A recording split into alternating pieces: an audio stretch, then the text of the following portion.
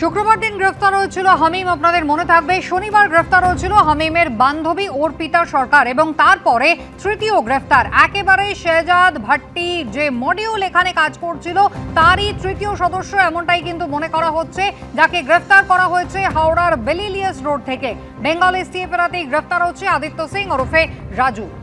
শুক্রবার বর্ধমানের Renaissance housing complex অভিজাত একটি আবাসন, সেখানকার জিম থেকে গ্রেফতার করেছিল বেঙ্গল এসটিএফ এই হামিমকে এবং তারপরের দিন গ্রেফতার করা হয় তার বান্ধবী ঝাড়খণ্ডের সাহেবগঞ্জ থেকে অর্পিতা সরকারকে। একেবারে জঙ্গি যোগ কিন্তু এদের স্পষ্ট হয়েছে।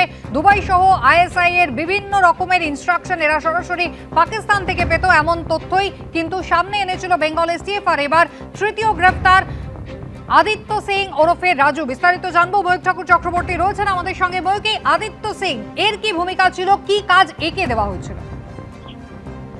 দেখো, এর আগে দুজন অ্যারেস্ট হয়েছিল। প্রথম অ্যারেস্ট হয় হামিম মন্ডল, যাকে রেনেসা টাউনশিপ থেকে বেঙ্গল এসটিএফ অ্যারেস্ট করে, এবং তারপর অর্পিতা সরকার ঝাড়খণ্ডের সাহেবগঞ্জ থেকে অ্যারেস্ট করা হয়। এবং এই হামিমের ফোন এক্সামিন করেই অর্পিতার খোঁজ পুলিশ আধিকারিকরা পায়। তারপর তার ইনভলভমেন্ট ওই মডিউলে সেটা পুলিশ আধিকারিকরা দেখে এবং তাকে সাহেবগঞ্জ থেকে অ্যারেস্ট করে নিয়ে আসা হয়। হামিম অর্পিতার পর এবার থার্ড অ্যারেস্ট এই কেসে আদিত্য সিং এলিয়াস রাজু। আজকে ভোরবেলা 7:30 নাগাদ বেঙ্গল এসটিএফ যেটা বলছে যে আজকে ভোরবেলাই হাওড়ার বেলিলিয়াস রোড থেকে এই আদিত্য সিং এলিয়াস রাজু তাকে গ্রেফতার করলো বেঙ্গল এসটিএফ।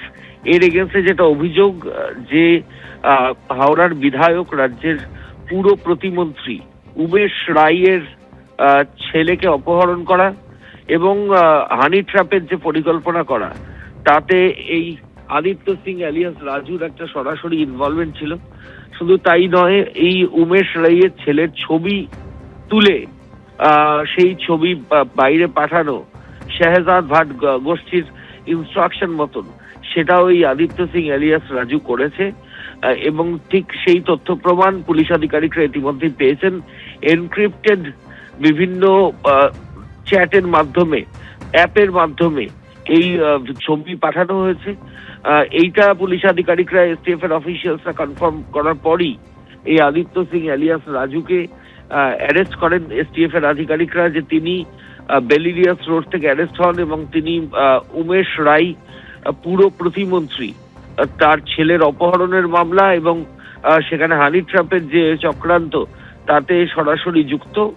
এবং এই হামিম মন্ডল এবং অর্পিতার ইনস্ট্রাকশন সবসময় এ পালন করে এবং এরা নিজেদের মধ্যে ওয়েল কানেক্টেড, ভালোভাবেই যোগাযোগ রয়েছে। হামিম, জানতে হবে কুসুমিতা, হামিম নিজেও আগে কিন্তু হাওড়ায় থাকতো এবং হাওড়ার পিলখানাতেই সে থাকতো। তার একটা জামাতে এই বারকোড লাগানোর কাজ করে, স্টিকার লাগানো, সেই জায়গা থেকে তারপর তারা রেনেসাতে থাকতে শুরু করেছে এখন বর্ধমানের লাস্ট 3 মাস পালা বদলের পর থেকে। কাজেই যেটা তদন্তকারীরা মনে করছেন যে সম্ভবত এই হামিম এবং এই আদিত্য সিং এরা পূর্ব পরিচিত, যেহেতু এরা একই এলাকায় আগে থাকতো, সেটা সম্ভাবনাও জোরালো হয়েছে। এখন যেটা এসটিএফ এর অফিসাররা দেখতে চাইছেন যে এই যে অ্যাসাইনমেন্ট গুলো, অর্থাৎ মন্ত্রীর ছবি তোলা, অপহরণের পরিকল্পনা করা এবং সেগুলোর প্ল্যানিং করা, এগুলো করার জন্য তো বাইরে থেকে কোনো টাকা ফান্ডিং হয়েছে কিনা এবং সেই ফান্ডিং করাচি বা ইসলামাবাদ থেকে বা দুবাই থেকে হয়েছে কিনা, এটাই তদন্তকারী আধিকারিকরা এসটিএফ এর দেখছেন। এখনো পর্যন্ত অভিযুক্তরা জিজ্ঞাসাবাদে একবারও স্বীকার করেনি যে তারা পাকিস্তানের জঙ্গি গোষ্ঠী আইএসআই মদতপুষ্ট শেহজাদ ভাট গোষ্ঠীর থেকে টাকা পেয়েছেন বা আইএসআই এর থেকে কোনো টাকা পেয়েছে কিনা।